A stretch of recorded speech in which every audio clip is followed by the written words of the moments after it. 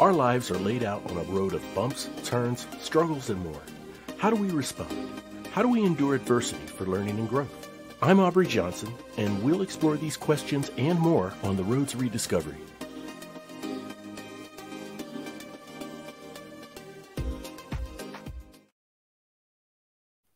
Hello, everyone, and welcome to another episode of The Road to Rediscovery.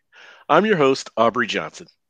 The Road to Rediscovery is about reflecting on life lessons to learn and grow from them, and of course, pay it forward and uplift others who are struggling through dark times. Now, as you know, you can hear this show anywhere you get your podcasts, on any podcast platform. If you happen to listen on Apple Podcasts, we invite you to leave a rate and review. Otherwise, we still want to get your feedback. Just shoot us an email at roadtorediscoverypodcast@gmail.com.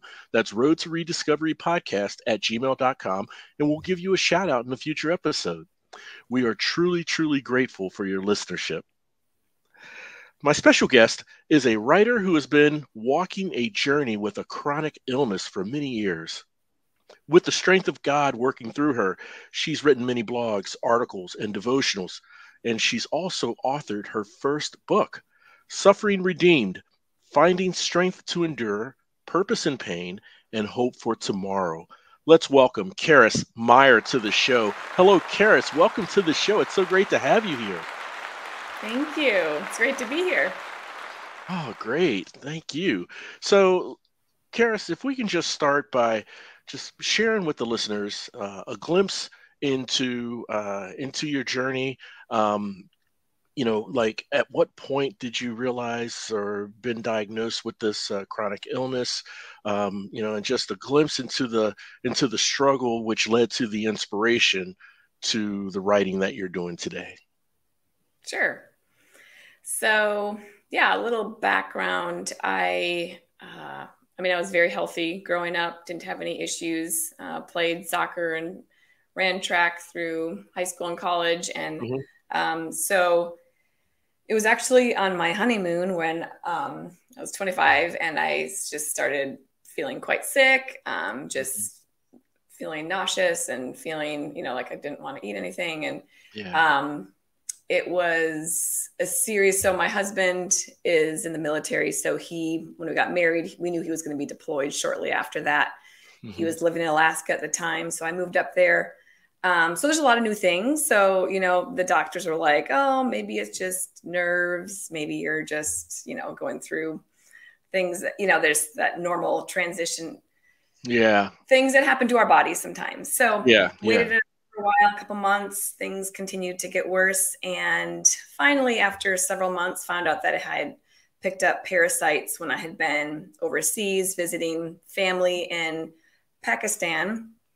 And so I was like, okay, well, we can just get through this. So, but the type of parasites that I had were very complex. I didn't, and by that time, because they hadn't been, figured out, diagnosed early, I had to go through lots of different treatment.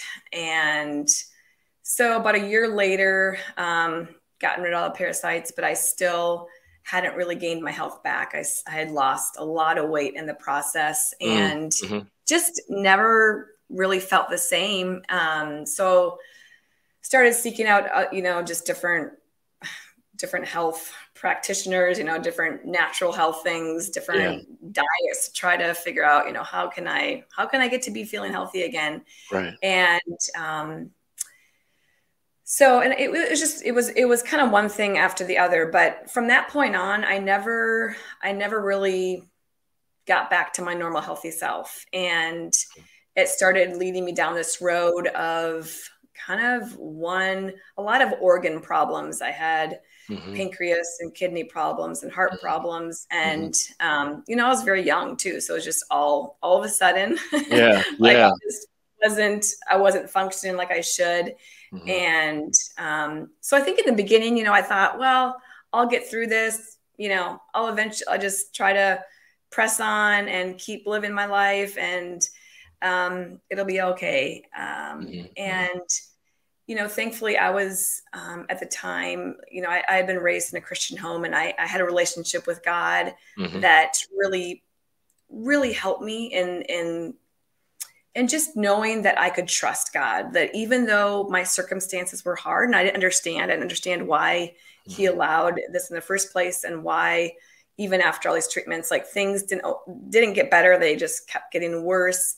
But I had a solid foundation with God and was involved in a church and had a community around me, you know, where it was, I wasn't alone. And I had a faith. I had a solid faith in God and trust that his goodness was true, even though my life was very difficult. So speed that up, you know, in those early years, the doctors told me, because of some other complications going on, that I wouldn't ever be able to have kids, which was very hard news for my husband and I, because we both really wanted kids. And so, but about 6 years later, we ended up getting pregnant, which was a complete surprise, which was a huge blessing. Yes.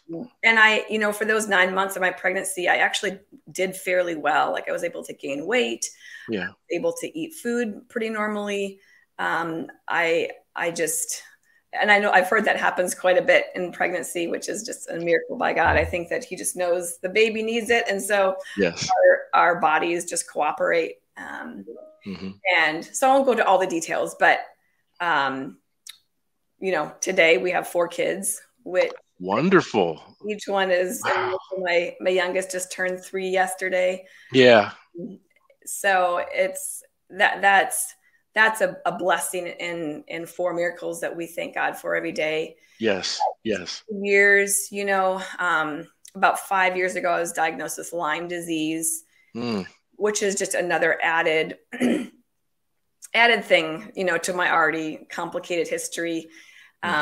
So it's been a lot of in and out of the hospital, in and out of treatment, you know, of various things. So it was about 5 years ago, about the same time that I had this new diagnosis. And I also was having neuropathy in my hands and legs and feet, where I couldn't walk for a time. And it was a very dark time, a very kind of like I hit rock bottom for me in a lot of ways. But it was during that time where I felt like God was leading me to start writing, like in a way to reach out to other people who were suffering and struggling, not only with physical illness, but, you know, anyone in this world knows that we are going to experience hardship. There's going to be struggles. We're going to experience opposition. There's going to be things in our lives that happen that I never thought I would be going through years and years of chronic illness. I never expected that. And you know, we all have things like that in our lives, where we all of a sudden have to decide, okay, what am I going to do with my life now? Am I going to just crumble in defeat and say, okay, that my life's over? You know, we have a choice, or we can say, no, I'm going to choose to live into my fullest, even with this hardship, even with this difficulty. And so it was during that time where I started writing, I started a blog, I started a Facebook group, and just seeing the fruit of how, you know, I was in the midst, and I'm still in the midst of hard things every day. And yet people need hope. Like, we all need hope. I've had times where somebody has reached out to me at the exact moment where I just needed that word of encouragement. Right. And so that's just what I started doing. And then about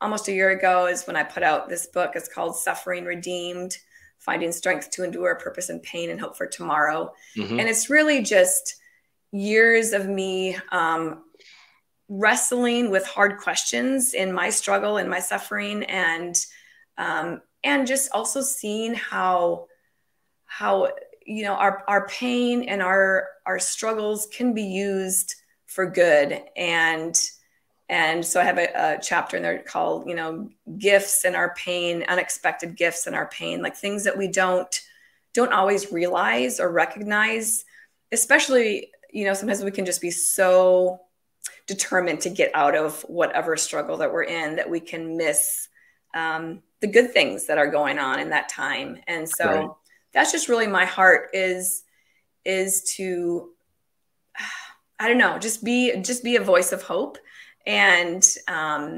encouragement, and say, don't give up. You know, we all, like I said, I know I'm not alone in this, and I know my suffering is small compared to a lot of people's in the world, but but we all have a choice, and we all, you know, each new day. I'm so something I love mornings, because it seems like, okay, another time to, like, we get a new chance, right? We get a new start. Yeah.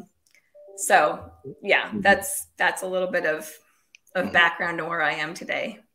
Yeah, no, that's fascinating, and thank you for sharing that and laying that groundwork for us. Um, uh, you know, I'm in 100% agreement with you. You know, there is purpose in pain, and in you sharing how you sparked that inspiration of what God put on your heart to write. You know, feeling the pain of others and being there to help them understand that they're not alone, you know, and to let them know that there is hope, and you do have the power to choose how you respond to whatever adversity or struggle that you're going through, right? It's imperative that we as human beings know this and have the wisdom to try to control what we can control, right? Something you shared in telling your story in your blogs, in your devotionals, and so forth, and the Facebook group I think that you started is just the fact that two things. Number one, you're making yourself vulnerable. You're putting yourself out there and chronicling what you've gone through, the tough looks in the mirror you've had to endure, and tough decisions and choices and questions you've had to try to find answers for. A lot of that is, I mean, that's the first part. The second part is it's relatable.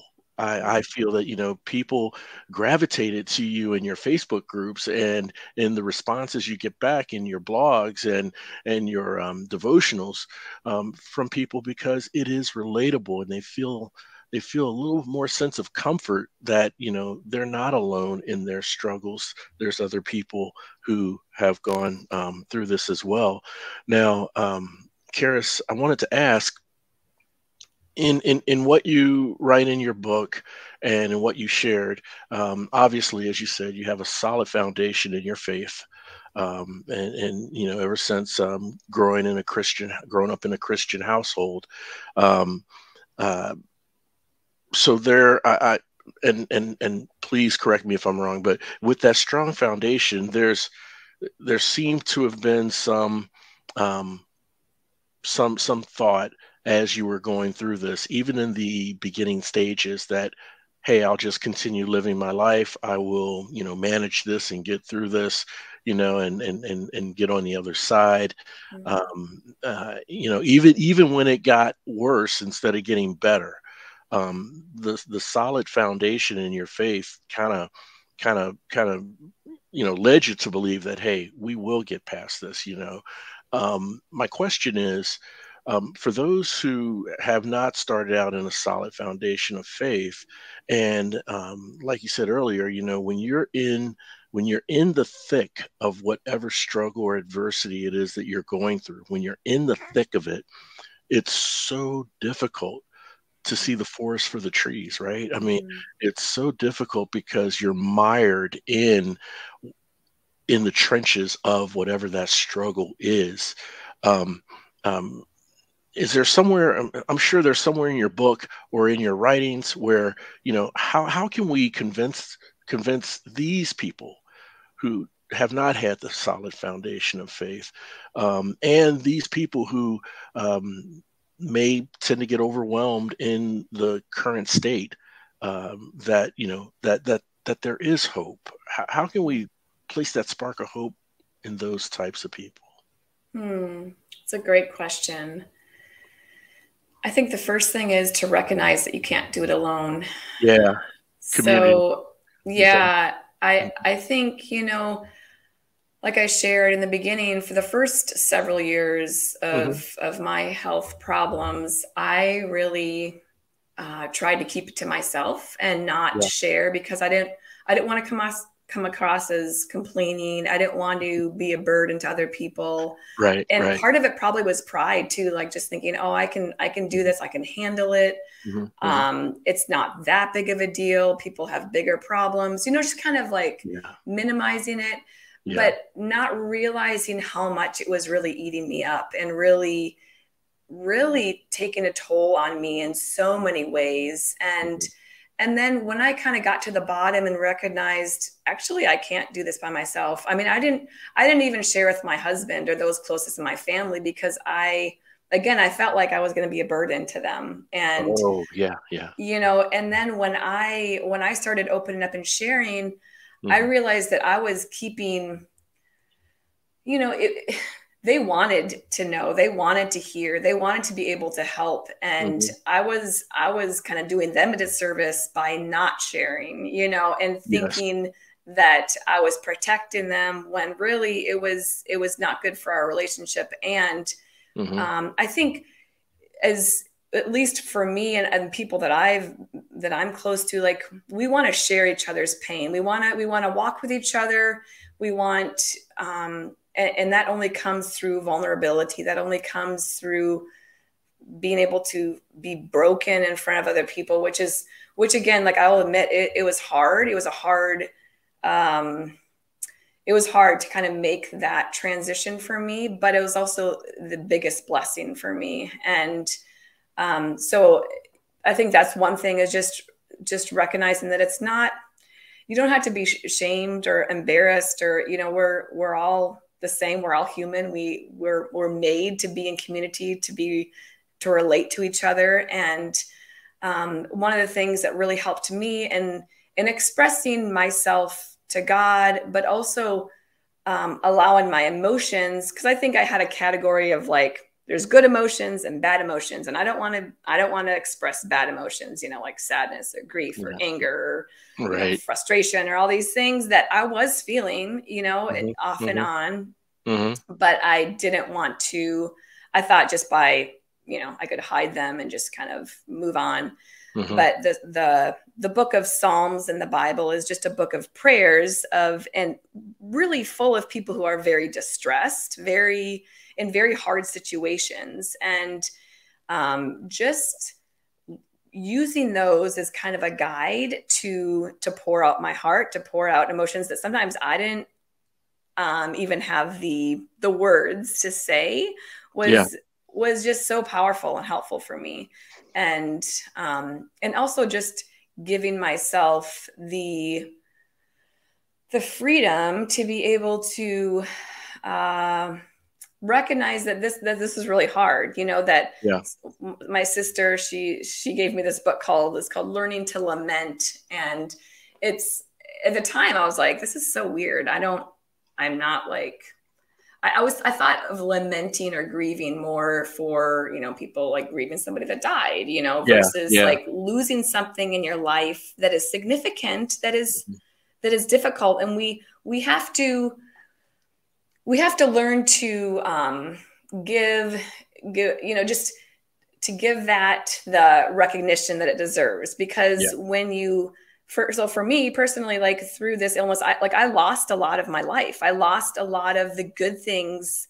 And instead of just minimizing it, is to say, okay, this was really hard. Losing this was really hard for me. Yeah. And it's acknowledging those things that it gives you the freedom then to move on, right? To come out and say, because you don't want to stay there forever. You can't stay in the pit and say, oh, woe is me, and become like a self-pity party, because that's not where we should be. But just recognizing that and then being able to come out. So anyways, to come back to your question, I think part of it is just recognizing that it's okay to be broken. It's okay to need help. And it's finding those people that you can count on. And if you're not a person of faith, I think, I just personally, I know that God is so gracious, and seeing in my journey how many times I felt like I couldn't go on a day further. I just like, I don't know if things get any worse. I don't know how I can go on. And yet I have just seen again and again how by the grace of God, he's given me the strength each day, which is another reason I mentioned I love mornings, because I think it's just a reminder of the renewal and the, kind of new chances we get continually. Like we don't have to base our lives on the past or what we did in the past or the mistakes or how we lived. It's like we always, every moment is a chance to do something new, to respond in a new way, to choose gratitude, to choose joy. Sometimes our feelings we can feel like they're just taking control of us, but we have a choice. Like you said, there's things that we do control. We can't control a lot of what happens to us. A lot of it is just, those are just things that happen. Right. But we do have a lot that we can control. And so just recognizing that and then not, our minds are just so powerful. This is the last thing I'll add to that question is just the, I've been studying a lot about like neuroscience and the brain. And there's just been so many studies recently about how much it impacts our entire lives, our bodies and our outlook. And so what are we choosing to dwell on? Am I choosing to dwell on the things that I have lost, the things that I could, complain about, or are my thoughts, thinking about the things that I do have to be grateful for, or the positive things, just the power that our minds and that our brains have. Yeah, that's so true. Our minds, our mindset has a lot of influence in what happens around us for some reason. And I'm a man of faith as well. And I also believe, I don't know, just the energy that you project in the world as far as how you think about things. And is the glass half empty? Is it half full? When something unfortunate happens, do you wallow in doom and gloom, or do you look for that silver lining, right? There's a lot of different ways you could respond to some struggle or adversity, whether it's a big or small problem. And a lot of that can yield some of the energy in your environment. I'm a believer of that as well. And I have to say, what you mentioned earlier about controlling and not controlling, it's there's a huge degree of self-awareness, I think, that must be present in one to realize that they have that power to choose how they respond, at least. Like you said, there's a lot we can't control, but then there's a lot, that we can control. So in your book, you're talking about purpose and pain as one of many things that you've learned in your journey. That in your pain, you've learned and discovered your purpose. I wanted to ask you if you believe there are miracles found in struggles. Are there miracles that can be discovered or found in struggles? And if you can kind of unpack that for us. I have never been asked that question. That is a great question. I think definitely. One of the things that comes to mind first when you ask that is just how, in Paul says, or, just in the First Corinthians, it says, my grace is sufficient for you, for my power is made perfect in weakness. And I think, God's grace in our suffering, there's a special sense of receiving God's grace in our suffering, right? That we recognize our need more. And I've seen this in my own life too, is that when we're in a situation, and I've had many people tell me this too, it's just well known that when people are in trouble or in need is when they call out to God, right? They realize, right. Yeah. I don't have it all together. Maybe I do need God, and I think I think in itself, like that is God's grace in our lives, because we all need God, whether we recognize it or not. Yes. And it is through our suffering and struggles that we are made aware of that. And I talk about this in my book, just that desperation that I feel because of my physical condition. It's not comfortable. I don't love it. I don't love the desperation I feel for God. Right. But I have seen the fruit of it in so many ways. And so I think that is just one of the miracles, I would say, is just one is just seeing God's grace, seeing how he manifests himself to us, and just how, I mean, scripture talks a lot about the sufferings that, like, relating to Jesus because of the sufferings that we're going through and because of what he endured. And there's a special connection and fellowship that we can have with God in that. So those are the few, I think, of the spiritually is just some of those just reawakenings of our mortality and our need for that. This life is short. You know, I realize that so much, even as I get older too. I think time goes faster, and I'm like, oh my gosh, it's going so fast. Like I feel like my 3-year-old was just born yesterday, and he's 3 years old. So it's just so. But I think, you know, in hardship is when we're really made aware, very acutely made aware of that. And then also is just, you know, I don't know. I have because I think partly because of my desperation and my asking for God to reveal himself to me, I have seen just him open doors for me to have, I don't know, encounters and or conversations, or just, I don't know, just seems like things that I didn't really orchestrate. It just kind of opens up. And I was like, that wasn't me. And I don't think that's something that I could produce. And as I mentioned earlier, you know, people just like sending me a verse or a text message, like at the exact moment when God knew that I needed it, right? I needed something, a reassurance, like, yes, this, you know, he is in control, and just kind of, you know, just giving me a little boost of hope or faith. So those, I think, are just our other miracles of just circumstance, but really God just intervening, you know, in the times when we need it. And I've heard that from others too. You know, I know it's not just unique to me. But yeah, I mean, I believe God is a God of miracles. So at one point, this is about 7 years ago, my pancreas, I was having a lot of issues with my pancreas, and was sent to Mayo Clinic because it had atrophied, like it had shrunk so much, it just wasn't functioning. And so I was gonna, you know, they sent me there to try to get some work done. When we got there, they did a rescan of it, and it was completely healed. And so it's just interesting. So I'm like, God, I saw you heal that. But then I had, like, you know, 8 other things going on that were not healed. But, you know, so I can't choose what God does and why he does one thing and not another.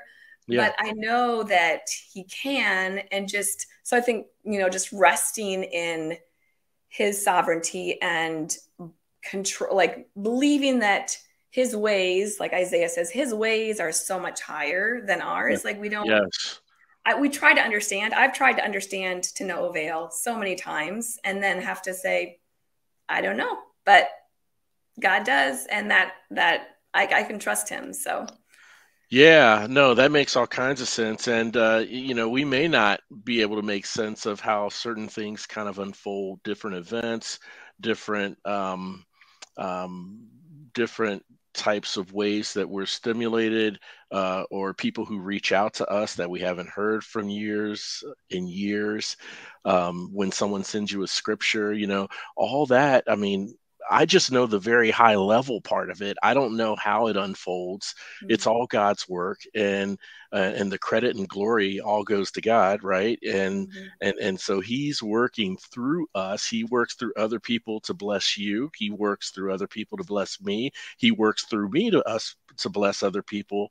Works through you to bless other people, and we don't know in what way, and so forth. And one thing you said that really stood out to me, Karis, is um, the a direction. When you have a goal and you have a direction in which you think you're going to take to reach that goal, um, it may not be in that direction, because it's God working through you to reach that goal. But He takes you on His path, sometimes when something doesn't work out the way you want it, well, it's because God's redirecting, and so forth. And I'm a big believer of that, right? And another thing you brought up that was really, really uh, um, relatable, and it resonated with me, and I'm sure it resonates with the listeners, is we seem to pray to God when we are going through a problem or have a problem or a struggle, and then there's prayers of desperation, please get me out of this, and so forth. But how about some people, I guess, have to have maybe a heightened sense of self-awareness to realize and have a strong enough faith to say, God, I may not like what I'm going through right now, and this struggle is very, very painful. But thank you so much for walking alongside of me and carrying me through this. And I know in your sovereignty and in giving it all to you, that you will see me on the other side of this. I don't like what I'm going through right now. It's painful, it hurts, but I know you're doing this for my benefit and my growth in my walk with you. And that, you know, that takes a lot to do when you're in the midst of suffering, it takes a lot, because I mean, meanwhile, you're fighting back tears, and whatever else is in your mind that's causing stress and anxiety and pain. And like my grandmother used to say, you can either pray or worry. You can't do both, So I just wanted to thank you for unpacking that and clarifying for the listeners, those sorts of things when it comes to, taking control, understanding God's sovereignty, and how He works through all of us. So, yeah, thank you for sharing that, Karis. Yeah, yeah. So I wanted to ask you, what significant thing in your journey, and I know we're all still walking our journey, right? But in what you've gone through up to this point, what significant thing can you say that you've learned the most about yourself? About myself. Another good question. I think, well, so I'll just share one of the things, because there's probably a lot I could, but so my name Karis is Greek. It means grace in Greek. And yes.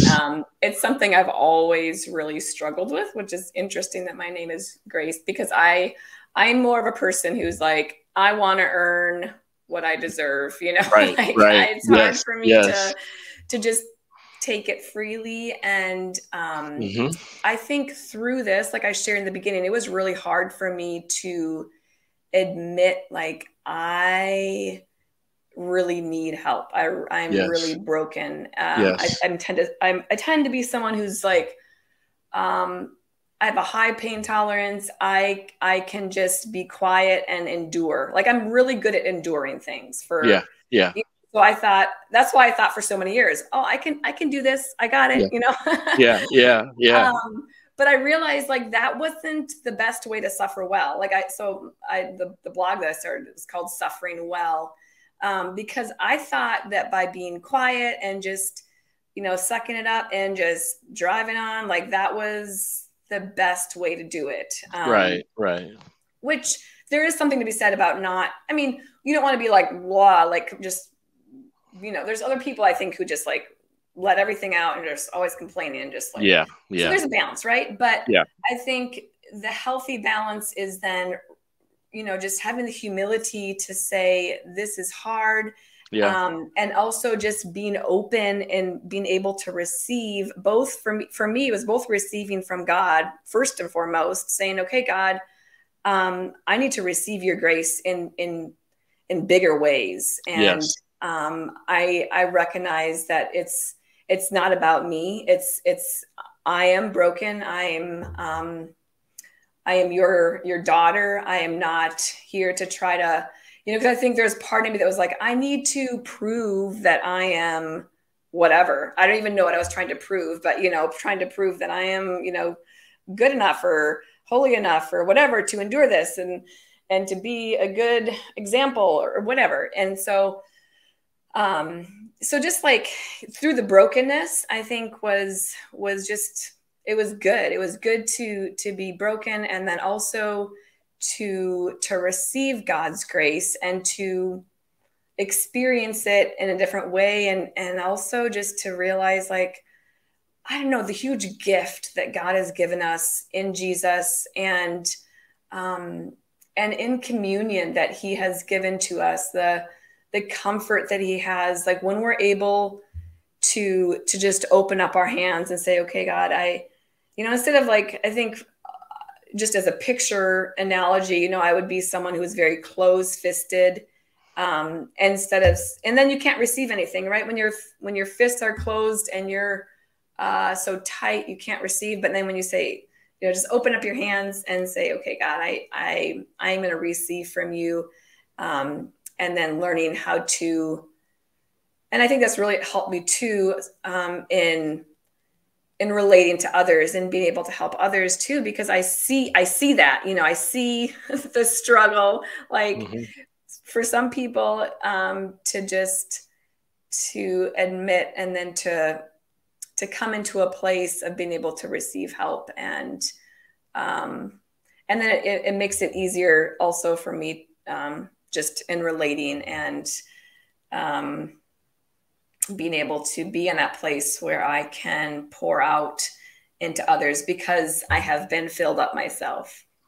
Yes. And receiving grace, that is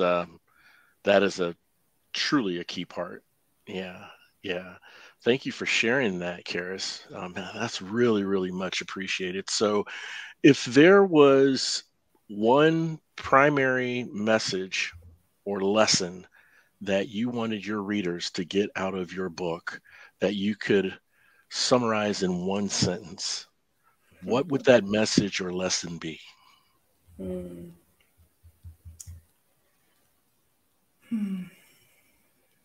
So I'll just use the Psalm 46 one says, God is a very present help in our time of need and, our refuge in time of need. And I think that is really what the book is about, is finding refuge in God and finding help in our time of need. That there is so much to unpack there, but I would say, yeah, it's only by God's grace and the hope that I have in eternal things, and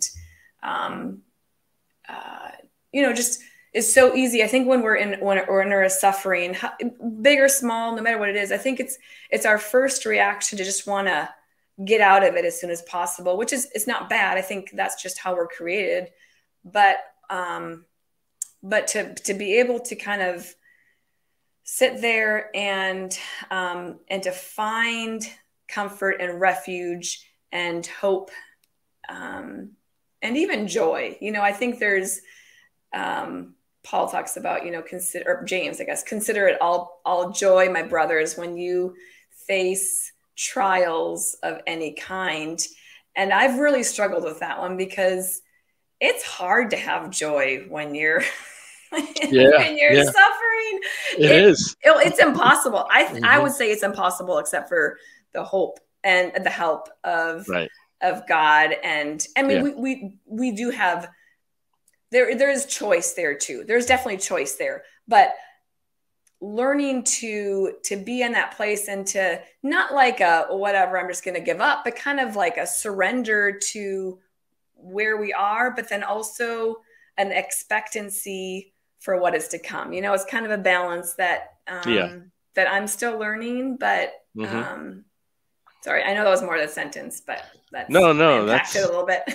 no, that's okay. I mean, yeah, that's the message you'd want your readers to know, you know, and that you're explaining in the book as well. So that's that's awesome. That's fantastic, and it's a message I think that truly needs to be heard, you know, by your readers and so forth. So I appreciate you sharing that as well.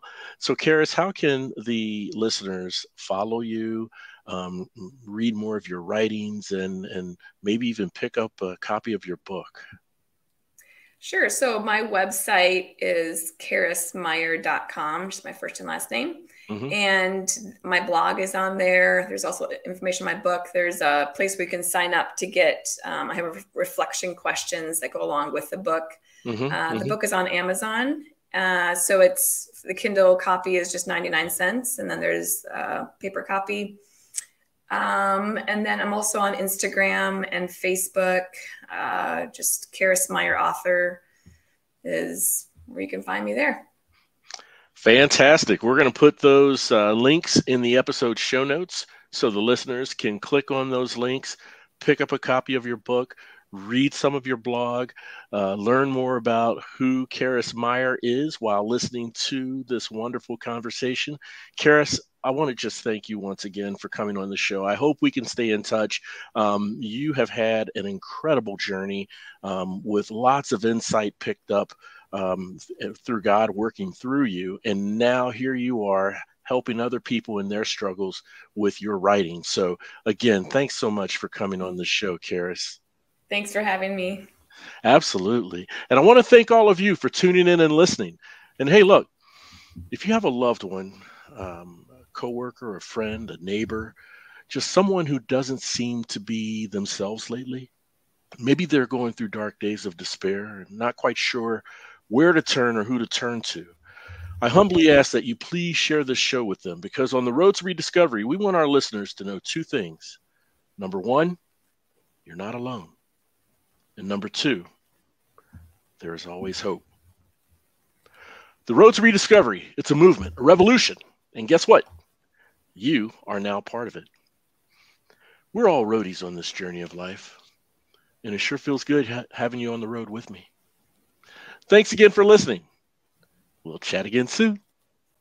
We really hope you enjoyed this episode of The Road to Rediscovery. We'd love to hear from you. Shoot us an email at roadtorediscoverypodcast@gmail.com and leave us any questions or comments you may have.